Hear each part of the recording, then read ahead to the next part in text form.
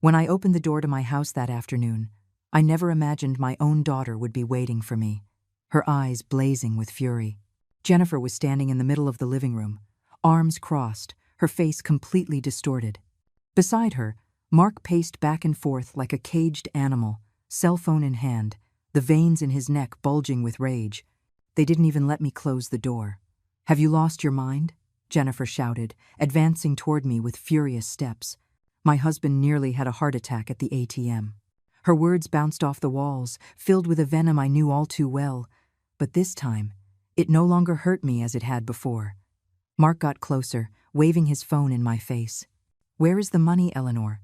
What did you do?" His card was empty. There wasn't a single dollar.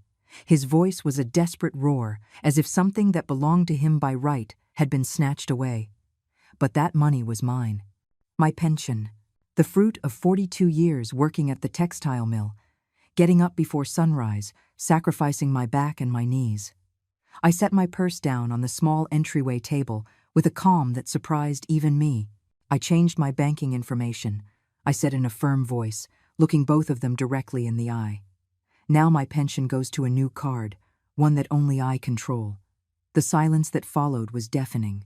Jennifer opened her mouth, but no sound came out. Mark froze, his face turning from bright red to a deathly white. It was as if the world had stopped for an instant. That second before the explosion we all know is coming, but no one can stop. "What? What did you say?" Jennifer stammered, bringing a hand to her chest. "Mom, you can't do that. We depend on that money. We have expenses. We have debts to pay." "Debts?" I repeated, feeling something inside me harden like steel. "Are you referring to Mark's new car? Or the vacation to Florida last month? Or maybe that giant television you bought the week before?" Mark took a step forward, his index finger pointing at me accusingly.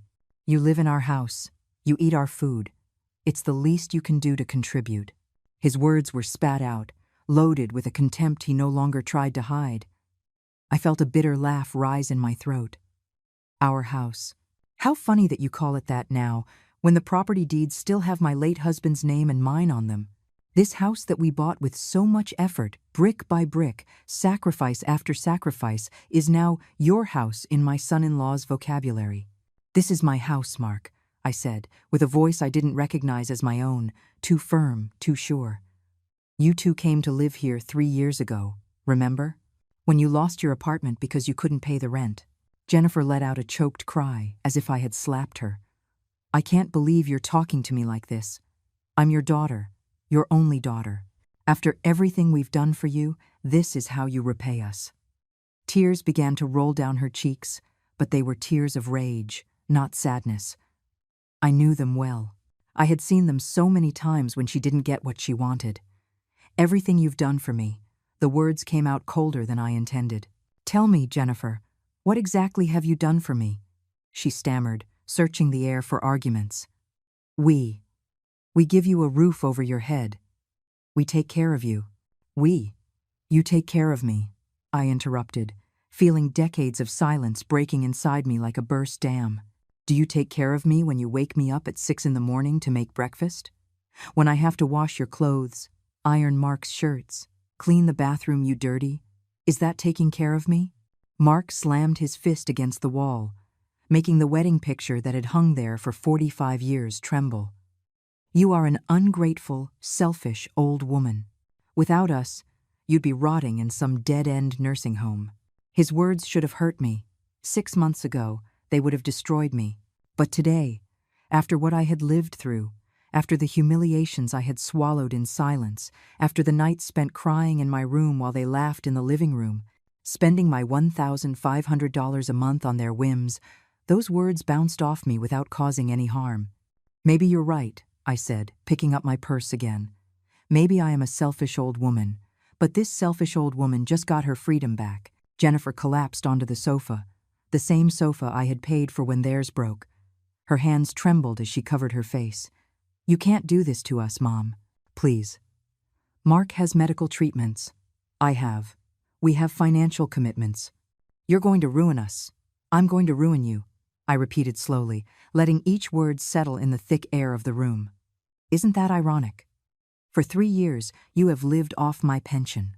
Every dollar that I earned with my sweat and my effort. And now that I decide that money is mine again, I'm the one who's ruining you." Mark approached again, but this time there was something different in his eyes. It wasn't just rage anymore. It was fear. Real fear of losing his source of income, his personal ATM that had worked for so long without protest. "Eleanor, let's be reasonable," he said, trying to soften his tone but not quite succeeding. "We can reach an agreement. You don't have to be so drastic." I looked at this man who had entered my family 7 years ago, with his charming smile and his promises to take care of my daughter. The same man who now saw me only as a source of money, as a resource to be exploited until there was nothing left of me. "The only agreement we're going to have," I said as I walked toward the stairs leading to my room, "is that from today on, my money is mine alone. And if that bothers you, well, the door is open. You know where it is." I left them there, in the middle of the living room, with their mouths open and their plans crumbling. I climbed each step feeling an enormous weight lift from my shoulders. It had taken me 69 years to learn this lesson. That love can't be bought, that real family doesn't exploit you, and that it is never, ever too late to reclaim your dignity. Behind me, I heard Jennifer sobbing and Mark cursing under his breath. But for the first time in 3 years, those sounds no longer broke my heart. They only reminded me why I had made the most important decision of my life that morning, when I walked into the bank and said the words that would change everything. "I want to change my banking information. I need a new card, one that no one else can touch." It all began 3 years ago, at my husband Richard's funeral. I remember the smell of white carnations mixed with the aroma of coffee the neighbors had prepared for the guests. I remember Jennifer's hands squeezing mine as I watched the coffin descend, taking with it 45 years of my life, of shared laughter, of quiet breakfasts, of silly arguments and sweet reconciliations. Richard died of a massive heart attack on a Tuesday morning. He was watering the plants in the garden, those roses he loved so much, when he simply collapsed. By the time the ambulance arrived, it was too late. The doctor told me he didn't suffer, that it was instantaneous. But I suffered. God, how I suffered. The first few months in that empty house were a silent hell. Every corner screamed his absence, his coffee mug in the cabinet, his slippers by the bed, his toothbrush, which I didn't have the courage to throw away until 6 months later. I would wake up in the pre-dawn hours, expecting to find him in the kitchen reading the newspaper, and reality would hit me every time as if it were the first. Jennifer came to visit me often at first. "Mom, you can't stay alone," she would say, sitting on the living room sofa where Richard and I had watched so many movies. "Come live with us for a while, just until you get back on your feet." Mark would nod beside her, with that smile that seemed genuine to me then, full of filial concern. I resisted for weeks. This house was my sanctuary, the place where I had raised Jennifer, where every wall held a memory. But loneliness weighed on my bones like lead. The nights became eternal. The silence was so thick I could touch it. So finally, I accepted. Just for a little while, I told them, until I learned to be alone again. I packed 2 suitcases with the essentials. Clothes, some photos, the green knitted shawl Richard had given me for our 20th anniversary. I closed the door of my house with a lump in my throat, promising myself I would be back soon. How naive I was, how blind I was. The first few months at Jennifer's house were bearable. She worked at a boutique downtown, and Mark was supposedly looking for a job after being fired from the insurance company where he worked. I helped with the household chores. I cooked, I cleaned. It made me feel useful, needed. I thought I was contributing to the family while I healed my broken heart. But things began to change subtly. First, it was Mark who asked to borrow $200 for a course that, according to him, would help him get a job. "I'll pay you back next month, Eleanor. I promise." He never paid it back. Then Jennifer needed $300 to pay off a credit card debt. "It's an emergency, Mom. If I don't pay, they're going to charge me sky-high interest." I never saw that money back either. At first, I didn't mind. They were my family. My only family. If my money could help them, why not? Richard always said that family came first, that money came and went, but blood ties were eternal. I believed those words as if they were gospel. One day, Mark came with a proposal. "Eleanor, I've been thinking. It would be easier if your pension went directly into our account. That way we can manage the household expenses better. You don't have to worry about anything. We'll take care of everything." He said it so naturally, as if it were the most logical thing in the world. Jennifer supported the idea immediately. "It's true, Mom. It's simpler that way. Besides, you're not good with numbers. Remember how Dad handled all the finances? We'll do the same. We'll take care of you." Their words sounded reasonable, wrapped in concern and love. Or what I believed was love. I signed the papers at the bank without reading the fine print. With faith, I gave access to my card. I handed over control of my $1,500 a month without asking questions. After all, I lived under their roof, ate their food, used their electricity. It was only fair, wasn't it? It was the right thing to do. The transformation was gradual, so slow that I didn't realize it until I was already trapped. Mark began to treat me less like a mother-in-law and more like an employee. "Eleanor, breakfast is taking too long. I'm in a hurry. Eleanor, these shirts aren't ironed well. Do them again. Eleanor, you cleaned the bathroom poorly. There are still spots on the mirror." Jennifer stopped asking me how I was. The conversations about my day, about my feelings, about my grieving process, simply disappeared.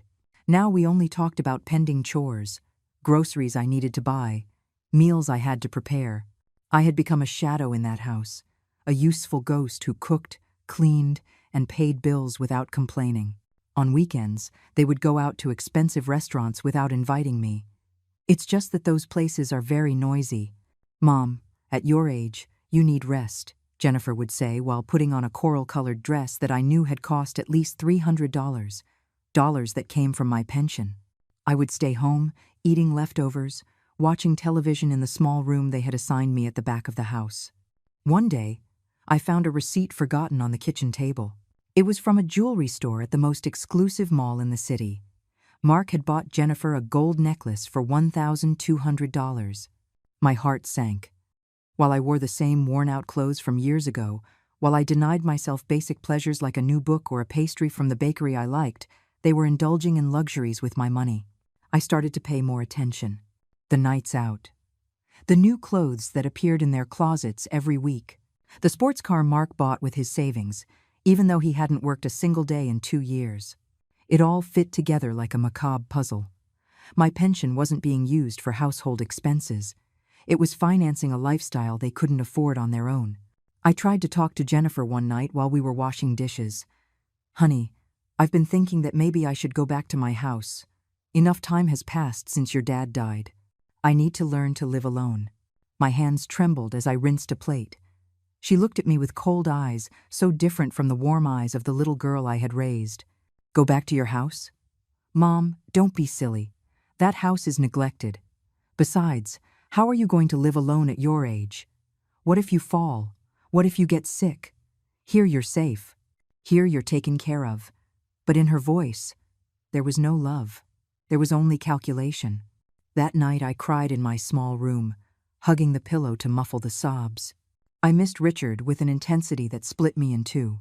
He never would have allowed this. He would have defended me. But Richard was dead, buried under cold earth, and I was alone, facing a reality I didn't want to accept. My own daughter, the baby I had nursed, the girl whose knees I had patched up after every fall, the teenager whose tears I had dried after every romantic disappointment, was using me. She was squeezing me dry, as if I were an inexhaustible resource, a source of money without feelings, without dignity, without value beyond what I could provide financially. But I still didn't have the courage to do anything. I still clung to the hope that things would get better, that it was just a difficult phase, that the love we once shared would re-emerge. I lied to myself every morning when I woke up, every night when I went to bed. I swallowed the humiliation because the alternative was to accept that I had lost not only my husband, but also my daughter. Months passed, and the situation only worsened. Mark now didn't even pretend to look for work. He would get up at noon, eat the breakfast I prepared without even a thank you, and spend the rest of the day on the sofa watching sports or playing video games. Jennifer would come home from work, and instead of helping me with dinner, would lock herself in her room to talk on the phone with her friends about their upcoming vacations. One Friday night, while I was cleaning the kitchen after they went out to dinner, I found the bank statement thrown in the trash can. I pulled it out with trembling hands and unfolded it under the lamplight. My eyes scanned the lines of expenses: restaurants, bars, clothing stores, spas, gyms. In a single month, they had spent $2,800. My pension was $1,500. The rest was coming from credit cards I didn't know existed, cards that were being paid with my money from the following month. I sat down on the kitchen chair, feeling the world wobble around me. They were drowning in debt, living beyond their means, and using my pension as a bottomless pit to cover their excesses. How much longer could this last? What would happen when I could no longer pay their debts? Would they throw me out on the street like an old rag that was no longer useful? That night, lying in my narrow bed, staring at the cracked ceiling of my small room, I made a decision. I needed to know exactly what was happening with my money. I needed to understand the magnitude of the problem before I could do anything about it. And above all, I needed to regain even a little of the control I had lost over my own life.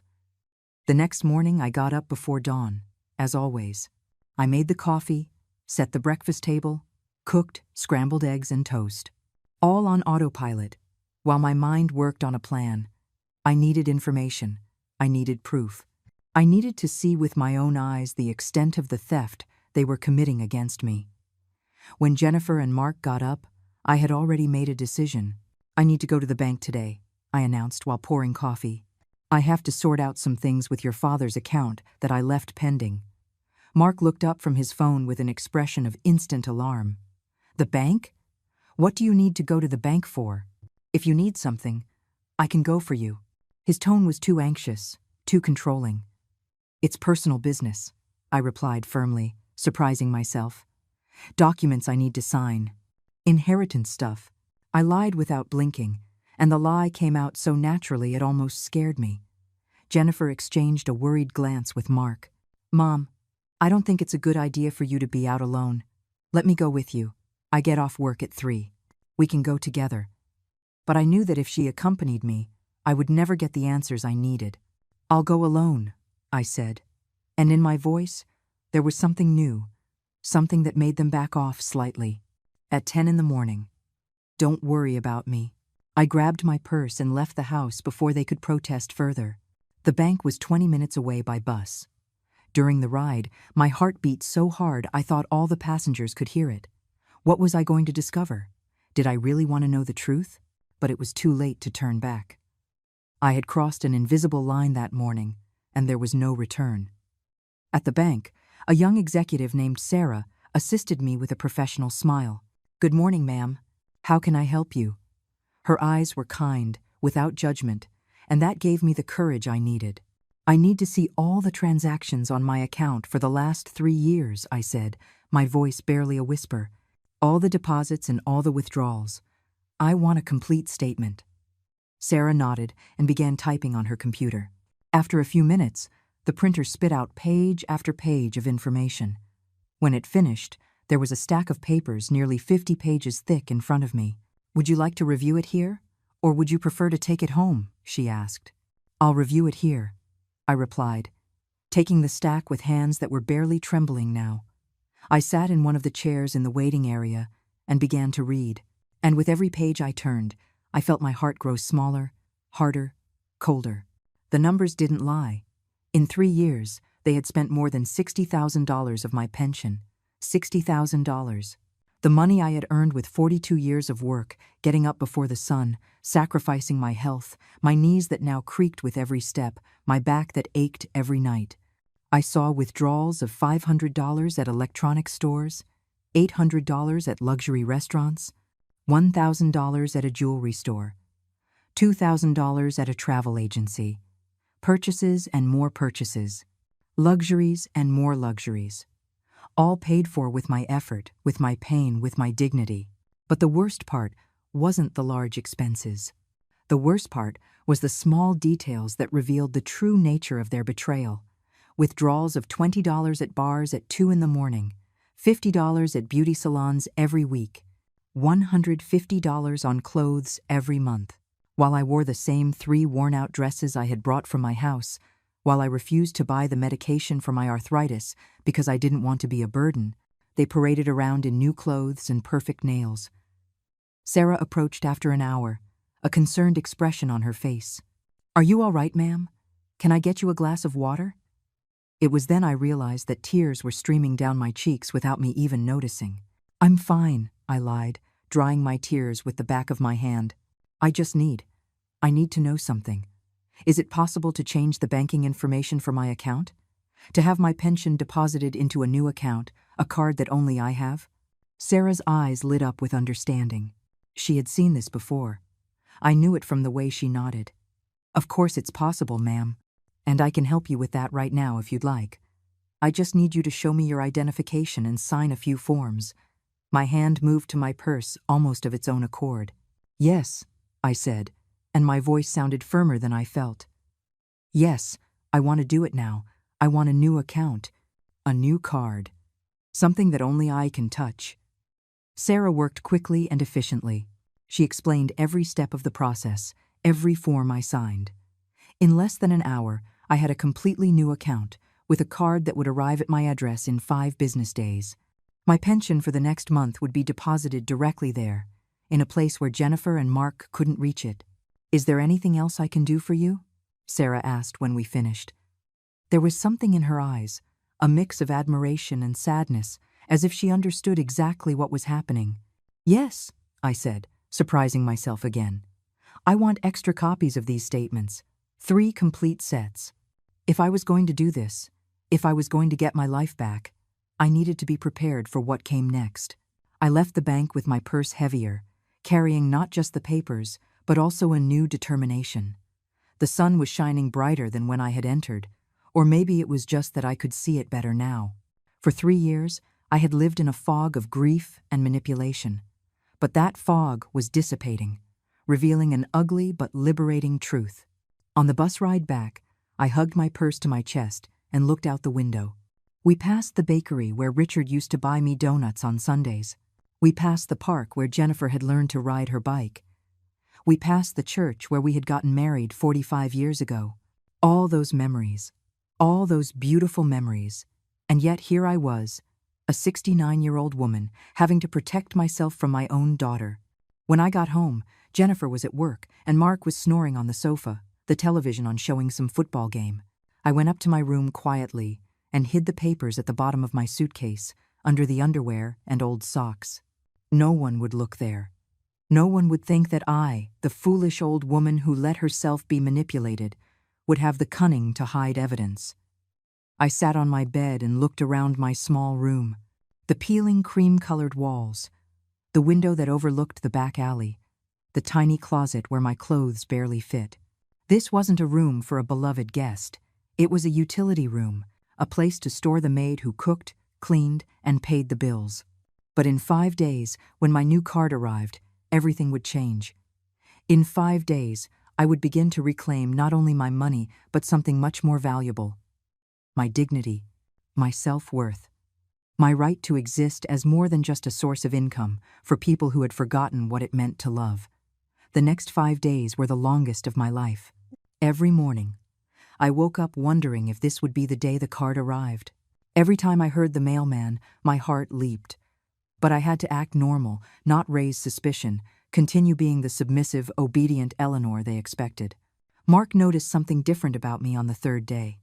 I was serving dinner when he looked at me with narrowed eyes. "You've been weird lately, Eleanor. Is something wrong with you?" His tone was accusatory, as if I had no right to have my own thoughts. "I'm fine," I replied, keeping my eyes on the plate of chicken I was serving. "Just a little tired.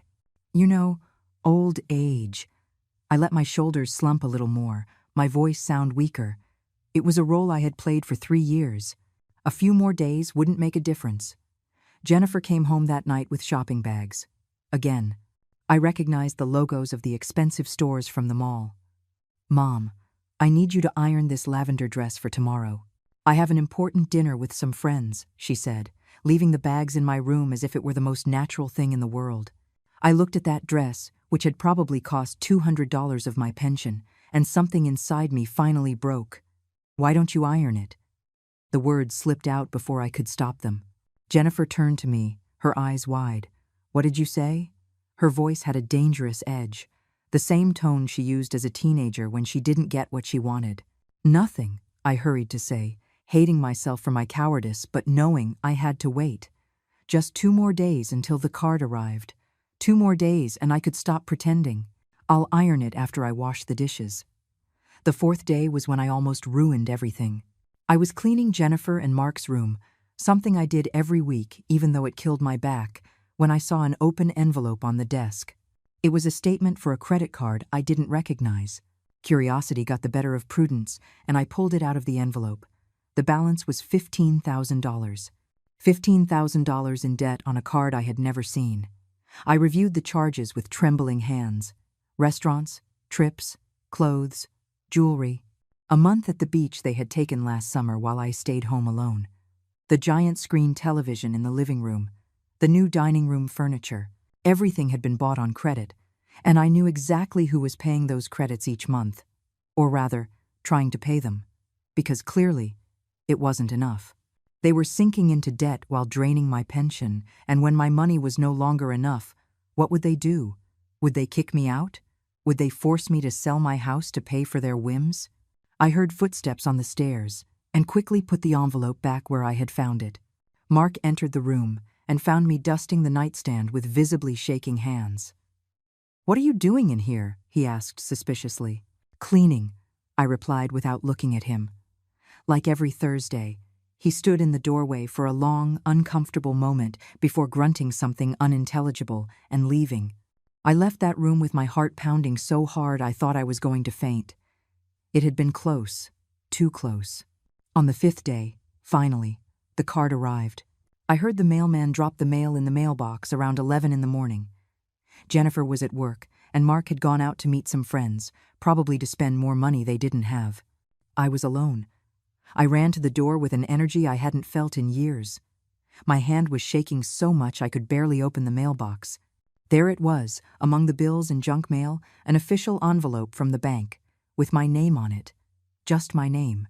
Not Jennifer's. Not Mark's, mine. I opened it with clumsy fingers and took out the new card. It was silver, shining in the sunlight, and it felt like freedom in my hands. My name was engraved in elegant letters. Eleanor M. Ramirez. It wasn't just a card, it was a key to a new life.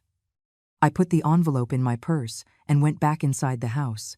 I had to activate the card, change the PIN, make sure everything worked correctly.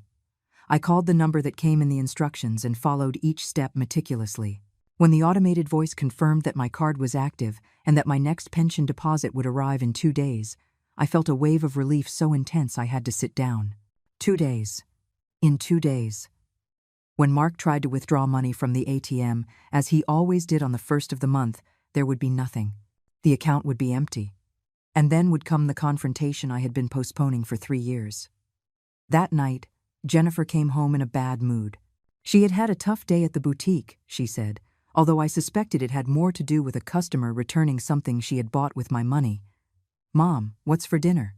she asked without even saying hello. "Roast chicken and potatoes," I replied, putting the plates on the table. Like always on Thursdays, Mark arrived shortly after, smelling of beer and with glassy eyes. He sat down at the table without washing his hands and began serving himself without waiting for me to sit. "This chicken is dry," he complained after the first bite. "Can't you cook something decent for once?" Something inside me hardened.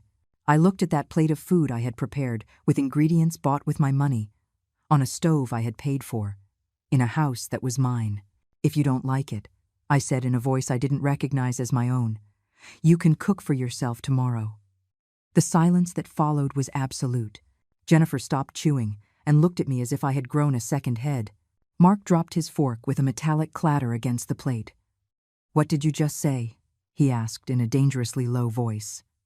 "You heard me," I replied, getting up from the table. "I'm tired. I'm going to my room." And I left, leaving them with their mouths open, feeling their gazes of disbelief digging into my back. In my room, I sat on the bed and took the new card out of my purse. I held it under the lamplight and saw my distorted reflection on its silver surface. This woman in the reflection, with her wrinkles and her gray hair, with her hands stained from years of work, this woman was me. And this woman had just taken the first real step toward her freedom. I hid the card in the same place where I had hidden the bank statements. Tomorrow would be Saturday. The day after, Sunday.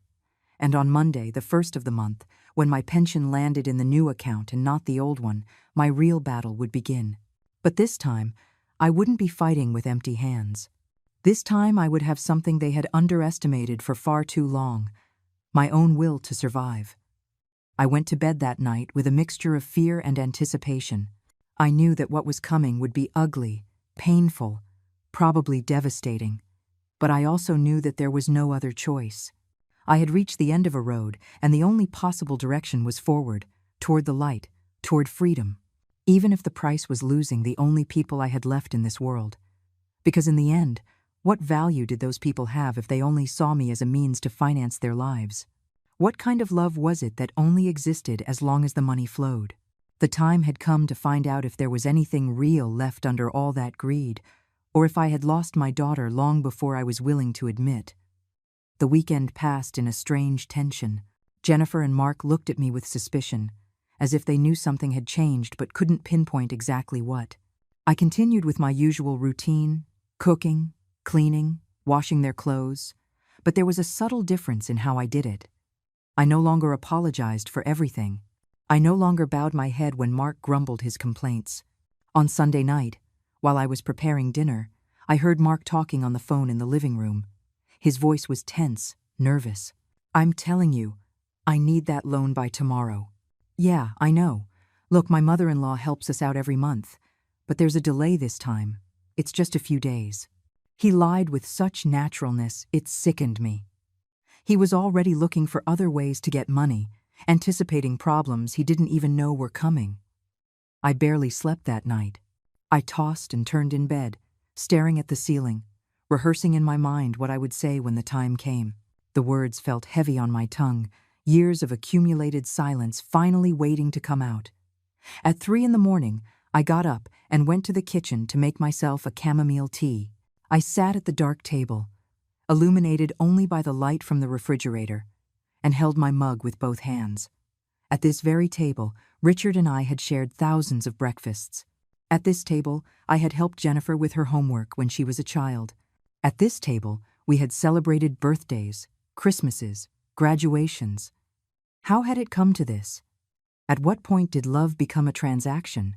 Monday dawned with a gray sky threatening rain. I got up early as always, but this time my stomach was in knots. I prepared breakfast in silence, listening to every noise in the house, waiting for the inevitable moment. Mark came down around 9, already dressed. "I'm going to the bank," he announced, grabbing the car keys. "I need to get some cash." He didn't look at me when he said it.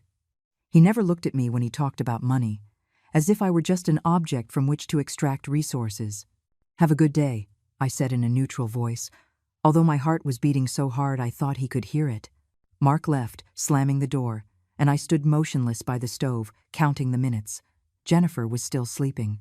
She had come home late last night from an outing with friends, probably spending more money they didn't have on expensive cocktails and appetizers. I cleaned the kitchen slowly, organizing every object with millimeter precision, postponing the moment of going up to my room. Finally, I went up and took my new card out of its hiding place. I held it in my hands and took a deep breath. Somewhere in the city, Mark was in front of an ATM, inserting the old card, waiting for the bills to come out that he had been spending for 3 years without remorse. But this time, nothing would come out. This time, the machine would tell him there were no available funds. I didn't have to wait long. 20 minutes later, I heard the car arrive with a screech of tires. The door opened with such force that it hit the wall. Mark's footsteps pounded up the stairs like a stampede. "Jennifer! Jennifer, wake up!" His voice was laden with panic and fury. I heard Jennifer groan, still drowsy. "What's wrong? What time is it?" Her voice sounded irritated, confused. "The card doesn't work. There's no money in the account. Nothing. The ATM gave me an insufficient funds message. I tried 3 times and nothing." "What the hell is going on?" Mark was shouting now, his voice rising an octave with each word. There was a silence, then hurried footsteps. Jennifer must have been checking her phone, logging into the bank app. "It can't be," I heard her mutter. "It has to be a mistake. Mom's pension always arrives on the 1st of the month. Always." "Well, it didn't arrive today, and our account is in the red. I have payments to make today. I promised Ivan money." "What am I going to tell him?" Mark sounded desperate now, his mask of control completely disintegrated. "I'll call the bank," Jennifer said, and I could hear the fear in her voice. Fear that her source of income had dried up. Fear of having to face the consequences of 3 years of uncontrolled spending. I walked down the stairs slowly, holding onto the railing. Each step was deliberate, measured. When I reached the bottom, Jennifer was on the phone, still in her pajamas, with her hair disheveled and her face pale. Mark was pacing back and forth like a caged animal, cursing under his breath. Jennifer saw me, and her eyes locked on me with an intensity that would have been terrifying at another time. "The bank says there's no mistake," she said slowly, lowering the phone. "It says the account is active, but it hasn't received any deposits this month." "That's impossible," Mark exploded. "Eleanor's pension always arrives on the 1st. Always." He turned to me with bloodshot eyes. "What did you do, old woman? Did you talk to someone? Was there a problem with your pension?" I took a deep breath, feeling all the fear, all the anxiety of the last few days, turn into a strange, cold calm. "There was no problem with my pension," I said in a clear, firm voice. "In fact, it arrived right on time this morning." The silence that followed was absolute. I could hear the ticking of the clock in the living room, the hum of the refrigerator in the kitchen, the beat of my own heart. "What?" Jennifer was the first to speak, her voice barely a whisper. "What do you mean it arrived?" "I mean exactly that," I replied, maintaining my upright posture even though my knees were trembling. "My pension arrived this morning. My $1,500 are safe in my account. My new account. An account that only I control." Mark took a step toward me, his fists clenched. "What did you do?" His voice was a low, dangerous growl. "You changed the account?" "When? Why?" "A week ago," I said, and there was something liberating in finally telling the truth. "I went to the bank, opened a new account, and changed the information so my pension would be deposited there, where no one else can touch it." Jennifer brought her hands to her mouth. Tears began to roll down her cheeks, but they weren't tears of sadness. They were tears of rage and panic. "Mom, you can't do that. That money. We depend on that money. How are we going to pay the bills? How are we going to eat?" I looked her in the eyes. My daughter, the child I had held in my arms, whom I had comforted during nightmares, whom I had applauded at every achievement. "The same way I had to manage for 42 years before I retired," I said in a firm voice. "By working," Mark exploded. "You are selfish. An ungrateful old woman. You lived under our roof. You ate our food. We gave you everything." He came so close I could see the veins throbbing in his neck. "Your roof?" I repeated, and now my voice rose too. "Your roof, Mark. This house has my name on the deed. This house that Richard and I bought 35 years ago. You came to live here because you had nowhere else to go. And instead of thanking me, you turned me into your maid and your ATM." I pulled the stack of papers from my purse that I had saved, the statements I had printed at the bank. I dropped them on the dining room table with a dull thud. "You want to talk about numbers? Let's talk. In 3 years, you have spent $60,000 of my pension. $60,000 that I earned with my sweat, with my blood, with my ruined health." Jennifer approached the papers with trembling hands. Her eyes scanned the pages, and I saw her face go from red to white. "Mom, we." "You what?" I interrupted. "Did you think I would never find out? Or did you think I was too stupid, too old, too broken by Richard's death to defend myself?" My voice cracked slightly on my husband's name, but I recovered quickly. "Did you think you could just keep squeezing me until there was nothing left of me?" Mark snatched the papers from Jennifer's hands and began to leaf through them frantically. I saw his eyes move from left to right, recognizing every charge, every excessive expense, every luxury they had allowed themselves with my money. His face went through a series of expressions: surprise, shame for a brief second, and then pure rage. "This doesn't prove anything," he said finally, though his voice had lost its conviction. "These are normal household expenses: food, utilities, maintenance." But we both knew he was lying. The numbers didn't lie. Normal expenses. I took the papers and pointed to a specific line. $1,200 at a jewelry store? Is that a normal expense, Mark? Or this $2,000 at a travel agency for a beach vacation that I wasn't invited to? My finger moved from line to line, exposing every lie, every deceit. Jennifer collapsed onto the sofa, covering her face with her hands. "Mom, please, we didn't want you to feel bad. We thought you wanted to help us. You always said family was first." "Family is first," I repeated, feeling the words burn my throat. "But you didn't treat me like family, Jennifer. You treated me like a resource.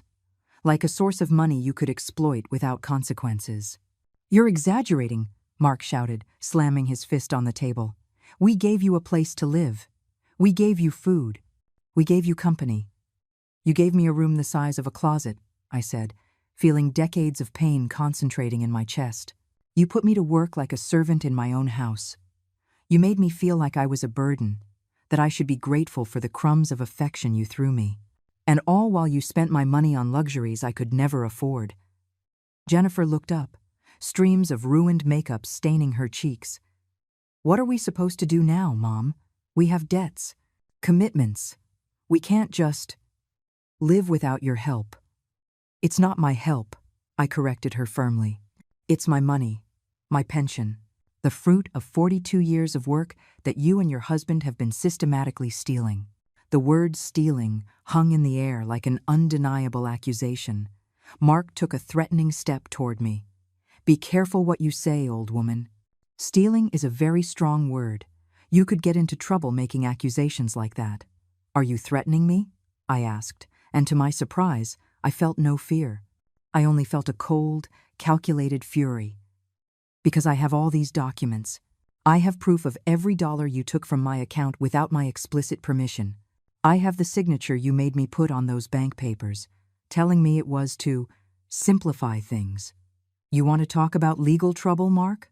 He recoiled slightly, the reality of the situation finally penetrating his brain. Jennifer was looking at him with wide eyes, probably calculating the implications of what I was saying. "You wouldn't go to the police," Jennifer said in a trembling voice. "You wouldn't do that. I'm your daughter. You are my daughter." I nodded, feeling my heart break as I said the next words. "And precisely because of that, I am giving you a chance you don't deserve. I'm not going to the police. I'm not going to report you. But from now on, my money is mine alone. And what are we supposed to do?" Mark had gone from rage to a kind of pathetic desperation. "We have $15,000 in credit card debt. The bank is pressuring us. Ivan is going to kill me if I don't pay him what I owe." "Those are your problems," I said with a firmness that surprised me. "Problems you created yourselves, living beyond your means. I am not responsible for your bad financial decisions." Jennifer shot up from the sofa. "I can't believe you're so cruel. What happened to you? The mom I knew would never do this. You're abandoning us." Her voice was rising, hysterical. "I'm abandoning you?" I felt a bitter laugh rise in my throat. "Me? Jennifer, you abandoned me 3 years ago when you decided I was only worth what I could provide financially. You abandoned me every time you made me feel like a burden. You abandoned me when you turned my grief over your father's death into an opportunity to exploit me." "That's not true," she shouted, but her eyes said otherwise. She knew it was true. Somewhere deep down, she knew it. Mark started pacing again, running his hands through his hair. "There has to be a solution. Eleanor, let's be reasonable. We can reach an agreement. We'll give you an allowance. You can keep some of your money, but we need you to contribute. It's only fair. Fair." The word almost made me laugh. "You want to talk about fairness? Fine, let's talk about fairness. For 3 years, I cooked, cleaned, washed, ironed, and on top of that, paid all your bills.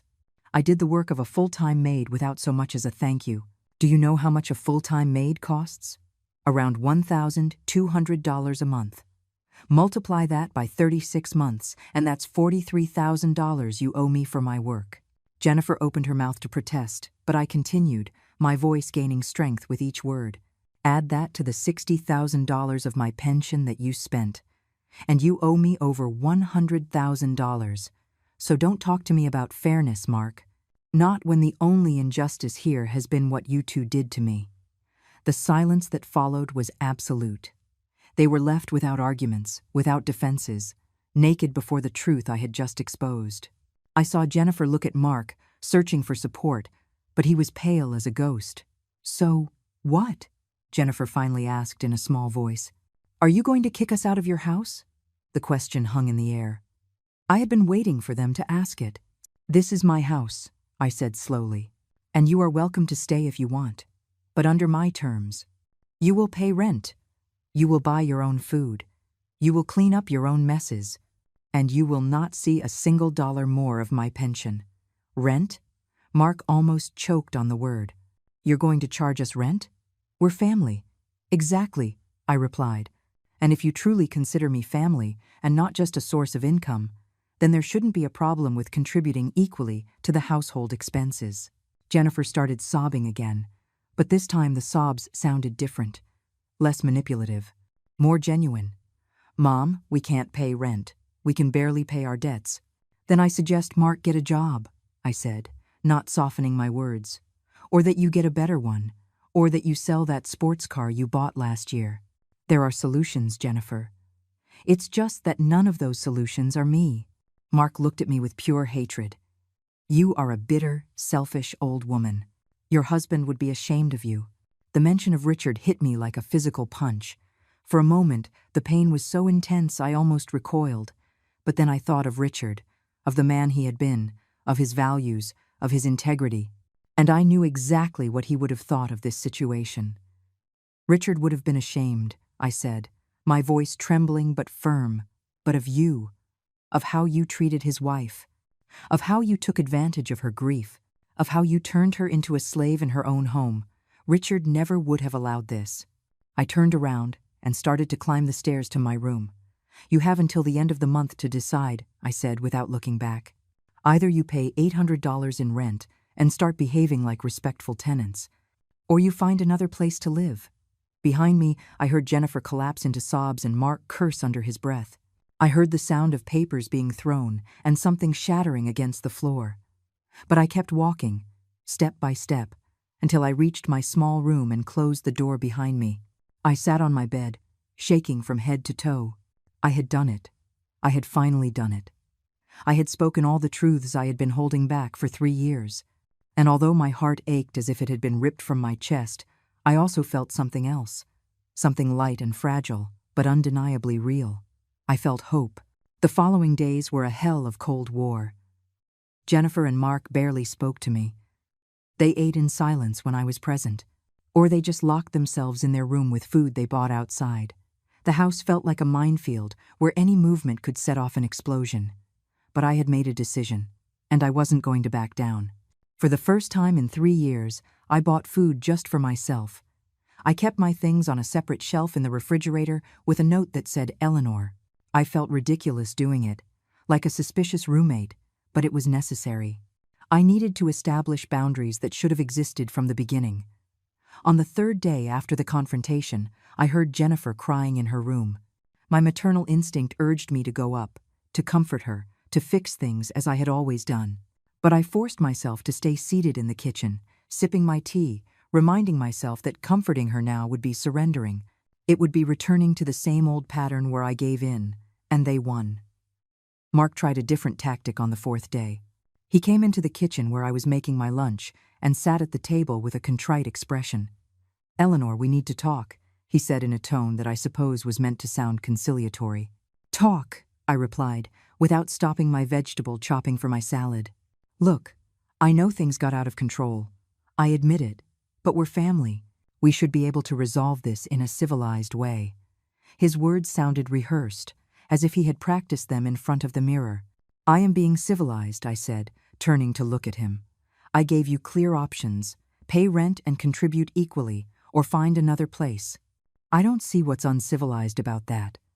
$800 is too much, he protested. You know we don't have that money. $800 for a room in this area of the city is a bargain, I replied firmly. And if you don't have that money, then I suggest you adjust your expenses. Cancel the streaming services. Sell the giant television. Stop eating out, like I had to do for years when Richard and I were paying for this house. Mark clenched his jaw.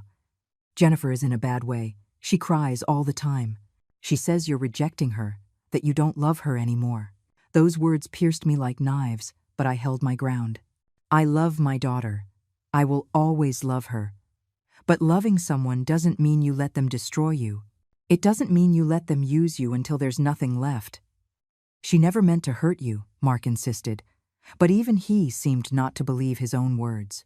Maybe not, I conceded. Maybe you never stopped to think about what you were doing to me, but that doesn't change the fact that you did it. And now, you have to live with the consequences. Mark stood up abruptly. You're impossible. I don't know how Richard put up with you all those years. And he stormed out of the kitchen, leaving me shaking with contained rage.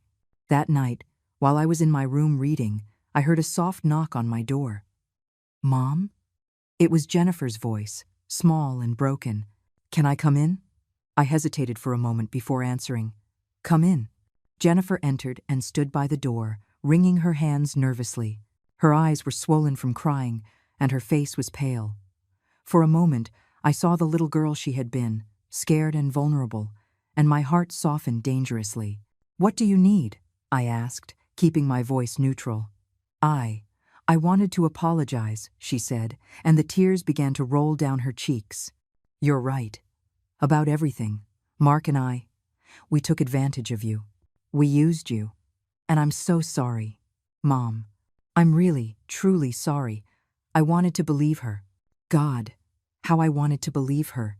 But there was something in the way she avoided my gaze, something in the tone of her voice that made me doubt. Are you sorry because you recognize it was wrong? I asked softly. Or are you sorry because now there are consequences? Jennifer let out a sob. Does it matter? I'm saying I'm sorry. Isn't that enough? No, I replied, and the word came out harder than I intended. It's not enough. Because I've seen this pattern before, Jennifer. Since you were a child, you'd do something wrong, you'd cry, you'd apologize, and everything would go back to normal. But this time, it can't be like that. This time, apologies aren't enough. Then what do you want from me? Her voice rose, frustration replacing the sadness. What do I have to do for you to forgive me? I want you to change, I said simply. I want Mark to get a job. I want you to take responsibility for your debts. I want you to treat me like a person, not an ATM. And I want that if you're going to live in my house, you contribute like responsible adults. You're asking too much, Jennifer exploded. We can't do all of that overnight. I'm not asking you to do it overnight, I replied calmly. You have until the end of the month. That's 3 weeks. Enough time for Mark to find at least a temporary job. Enough time for you to make a budget and decide if you can afford to stay here. Jennifer looked at me with a mixture of disbelief and pain. And if we can't? Would you really kick us out onto the street? Your own daughter. If you can't pay $800 in rent here, I said, feeling my voice break, then you need to find a cheaper place. A small apartment. A room in a shared house. There are options, Jennifer. It's just that none of those options include living off my pension. She stood there for a long moment, looking at me as if I were a stranger. And I suppose, in a way, I was. I was no longer the submissive mother she had known. I was no longer the woman who swallowed pain and humiliation to keep the peace. I don't recognize you, Jennifer finally said in a cold voice. This isn't you. You're right, I replied. This isn't the woman you turned into your servant. This is the woman I should have been from the beginning. The woman your father would have wanted me to be. Jennifer left the room without another word, closing the door harder than necessary. I sat on my bed, feeling the tears roll down my cheeks. This was harder than I had imagined. Much harder. But then I remembered the bank statements. I remembered the nights crying in silence while they laughed in the living room. I remembered every humiliation, every moment I felt invisible and worthless. And I knew I couldn't give up now, not after coming this far. The next morning, something unexpected happened. The doorbell rang around 10. When I opened the door, I found a beautiful young woman of about 25 with a warm smile. For a moment, I didn't recognize her. "Grandma?" she said. And then I remembered. Chloe, my granddaughter. The daughter Jennifer had when she was young, before she married Mark. Chloe, who had gone away to college in another city 5 years ago, and with whom I had lost contact. "Chloe," my heart leaped. "What are you doing here? Can I come in?" she asked, looking inside the house cautiously. I let her in, confused but happy to see her. We sat in the living room, and Chloe took my hands in hers. "Grandma, I need to talk to you about something important," she said seriously. "And Mom can't know I'm here." My heart began to beat faster. "What's wrong, honey?" Chloe took a deep breath. "Grandma, I've been talking to my Aunt Brenda, your friend from your old apartment building. She told me you haven't been to visit her in 3 years. I got worried and started looking into it." She paused, her eyes full of concern. "Grandma, what's been happening to you?" And then, for the first time since it all began, I broke down. I told Chloe everything. Every painful detail, every humiliation, every stolen dollar. She listened to me in silence, squeezing my hands, and I saw her eyes fill with tears. "I knew something was wrong," she said when I finished. "Mom always made excuses when I asked about you. She said you were busy, you were tired, you didn't want to talk. But something didn't add up." She looked me directly in the eyes. "Grandma, you can't stay here. It's not safe. It's not healthy." "Where would I go?" I asked, feeling the weight of my age for the first time in days. Chloe smiled. "With me, or back to your house, or with Brenda. She said she'd be thrilled to have you. You have options, Grandma. You're not trapped here." Her words were like a light in the darkness.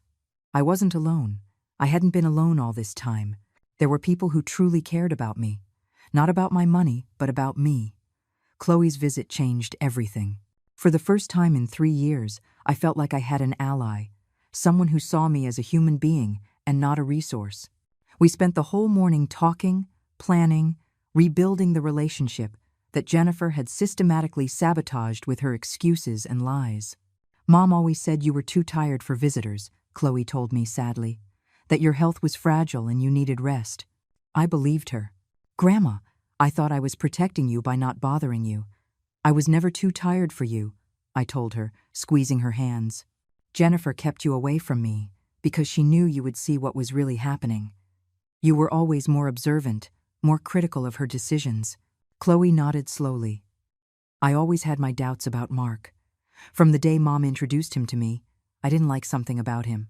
The way he talked about money, about success, as if they were the only things that mattered in life." She paused. "Did you know he asked me for money once? 2 years ago. $200 that he said he urgently needed. I had just started working, and it was all I had saved." "Did you give it to him?" I asked, although I already knew the answer. "Yes," she admitted with embarrassment. "And he never paid me back. When I reminded him months later, he got angry. He said I was selfish, that families should help each other without expecting anything in return. That's when I started to distance myself. I stopped coming around as often, and Mom didn't do anything to stop it. We were so absorbed in our conversation that we didn't hear Jennifer come down the stairs. Her voice startled us both. "Chloe, what are you doing here?" Chloe stood up slowly, facing her mother with an expression I had never seen on her before. It was disappointment mixed with contained anger. "I came to see my grandmother, Mom. Something I should have done a long time ago." Jennifer entered the living room with cautious steps. "I don't understand. I told you Grandma was fine. Why didn't you call me before you came?" "Because Brenda told me some interesting things," Chloe replied in a firm voice. "About how Grandma hasn't visited her own house in 3 years. About how you stopped answering my calls when I asked about her. About how every time I wanted to visit, you made excuses." Jennifer's face turned pale. "I was just protecting her. Your grandmother has been going through a difficult time since Grandpa died. She needed space." "She needed space?" Chloe repeated with disbelief. "Or did you need no one to notice what you and Mark were doing to her? What is that supposed to mean?" Jennifer's voice rose defensively. It means I found out about everything, Mom. Chloe crossed her arms. Grandma told me about the money, about how you treated her, about how you turned her into your maid while you emptied her bank account. Jennifer looked at me with eyes full of betrayal. You told her? Her? Why would you do that? To turn her against me. I didn't turn her against you, I replied wearily. You did that yourself with your actions. Chloe came here worried about me, and I told her the truth. Something I should have done a long time ago.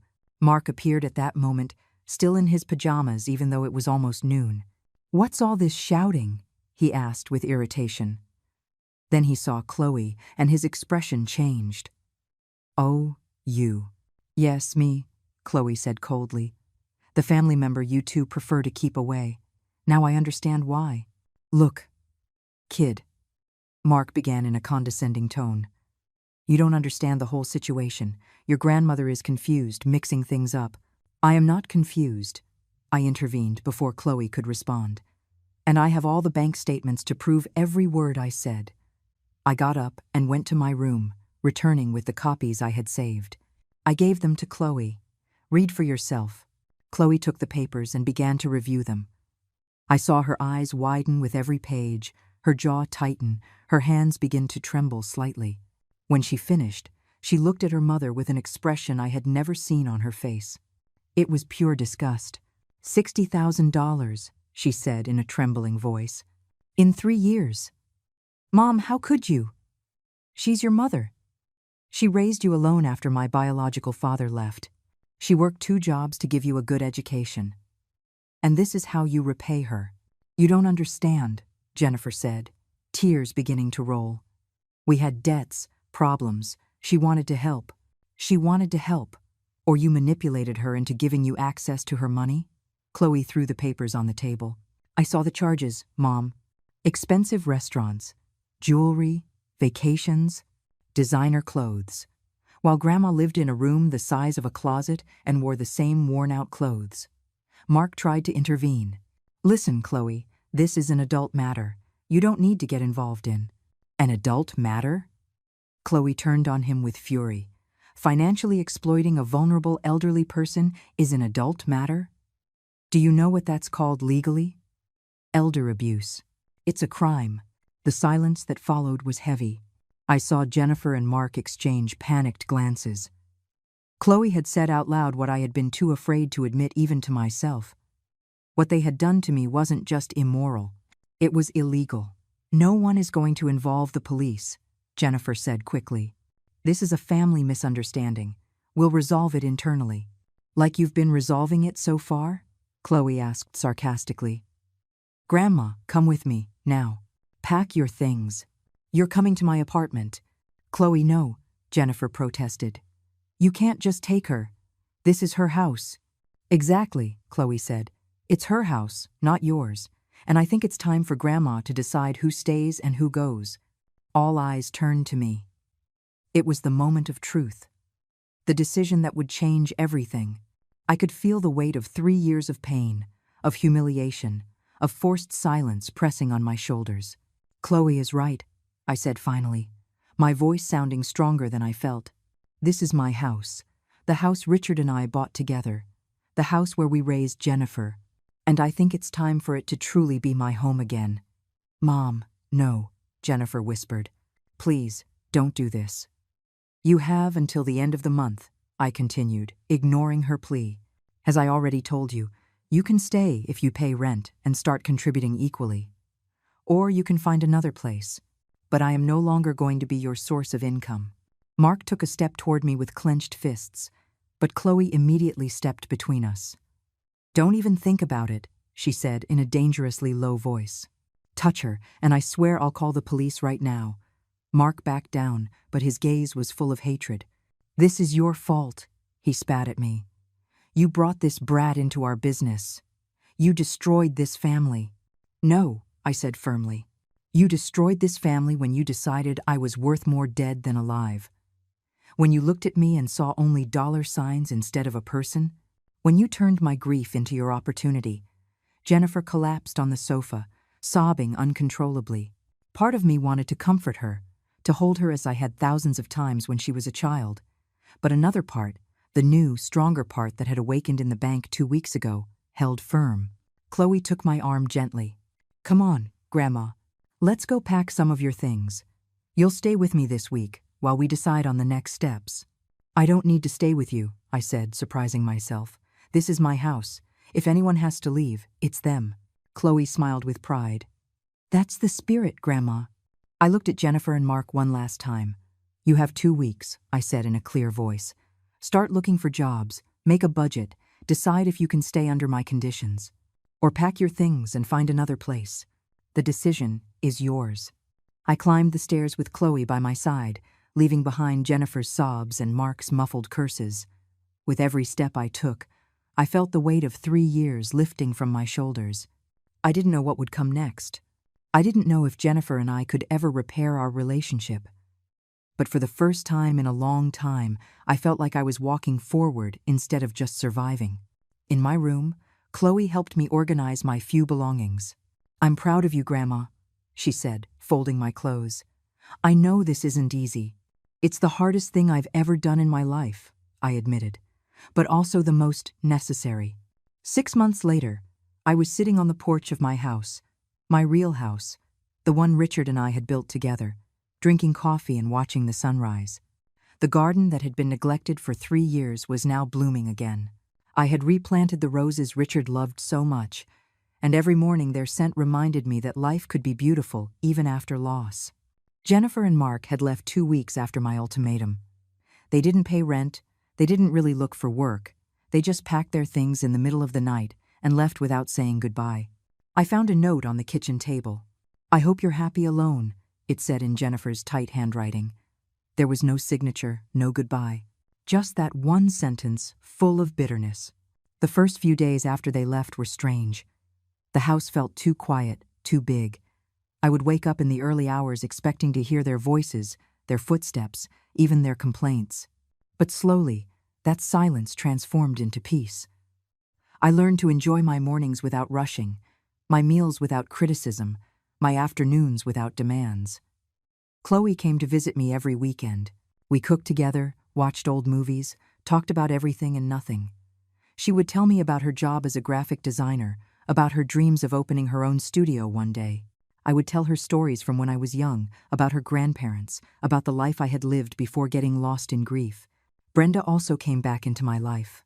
My dearest friend, whom I had abandoned without realizing it when I moved in with Jennifer. She held no grudge against me. She welcomed me with open arms and tears in her eyes. "I missed you so much," she told me that first day I went to visit her. "I knew something was wrong, but I didn't know how to help you. I didn't know how to ask for help either," I admitted. I had convinced myself that I deserved everything that was happening to me, that it was my obligation to sacrifice myself for my daughter. Brenda took my hands, her brown eyes full of the wisdom of her 73 years. "Sacrifice isn't love when it's done at the cost of your own dignity, Eleanor. That's self-destruction." As the months went by, I began to rediscover who I was beyond being a mother, beyond being a widow. I joined a book club at the local library. I started taking a watercolor class at the community center. Small, simple things. But they made me feel alive in a way I hadn't experienced in years. My pension, that $1,500 a month that used to disappear into others' accounts, was now mine to manage. I paid my bills, bought quality food, allowed myself small luxuries like new books or fresh flowers for the house. I even started saving. For the first time in 3 years, I had a financial cushion that grew every month. One day, 2 months after they left, I received a message from Jennifer. It was brief, cold. "I need you to lend me $5,000. It's an emergency." Not even a hello, not a question about how I was. Just a demand disguised as a request. I replied after thinking about it for a whole night. "No, Jennifer, I am not going to lend you money. If you have a real emergency, seek help from social services or friends. But my money is no longer available to you." Her response was instant and venomous. "I knew you were selfish. I wish Dad were alive to see what you've become." I blocked her number after reading that, not out of anger, but out of self-protection. Every message from her was a hook, trying to drag me back into the toxic pattern we had. Chloe hugged me when I told her. "You did the right thing, Grandma. Mom needs to hit rock bottom before she can really change. And you helping her only delays that. Do you think we'll ever be able to fix our relationship?" I asked her in a small voice, because despite everything, Jennifer was still my daughter. Chloe thought for a moment. "Maybe, but only if she truly recognizes what she did. Not just empty apologies because she needs something. A real acknowledgement of the damage she caused. And that might take years, Grandma. Or it might never happen. I learned to live with that uncertainty. Some days were harder than others. I would see mothers and daughters walking together in the park and feel a pang of pain. I would hear Brenda talking on the phone with her children and wonder if I would ever have those conversations with Jennifer again. But then I would look around my house, truly mine now, filled with things I had chosen. I looked at my bank account with its growing balance. I looked at the watercolor paintings I had created, imperfect but made with love, and I knew I had made the right decision. One spring afternoon, while I was watering Richard's roses, I heard someone knock on the door. When I opened it, I found Jennifer standing on the step. She looked different. Thinner, with deep dark circles under her eyes, without the perfect makeup she always wore. Her clothes were simple, worn. "Hi, Mom," she said in a trembling voice. "Jennifer." My voice came out colder than I intended, but it was an automatic defense mechanism. Can I come in? I just want to talk. I promise I didn't come to ask for anything." Her eyes were filled with genuine tears, so different from the manipulative tears I had seen before. I let her in, although every instinct screamed at me to be cautious. We sat in the living room, with a considerable space between us on the sofa. "Mark and I separated," Jennifer began, looking at her hands. 2 months ago. It turned out he had more debts than I knew about. Gambling debts. We lost the apartment we rented. I'm living with a friend now. I got a second job. I'm trying to pay off everything we owe." I waited in silence, offering no solutions, not trying to fix her problems. "I didn't come to ask you for money," she continued. "I came to tell you that you were right, about everything. I used you. I treated you horribly. I took advantage of your grief over Dad's death and turned you into something you weren't. I took away your dignity." The tears were flowing freely now, "and I'm sorry." "God, Mom, I'm so sorry." "Why now?" I asked softly. "Why are you coming to tell me this now?" "Because I hit rock bottom," she admitted. "Because I lost everything. Because I finally understood what I did to you when someone did the same thing to me." She looked up, her red eyes meeting mine. "Mark left me with nothing, Mom. Exactly like I left you. And when I felt used, discarded, invisible, I finally understood." We sat in silence for a long moment. Part of me wanted to hug her, to forgive her immediately, to be her protective mother again.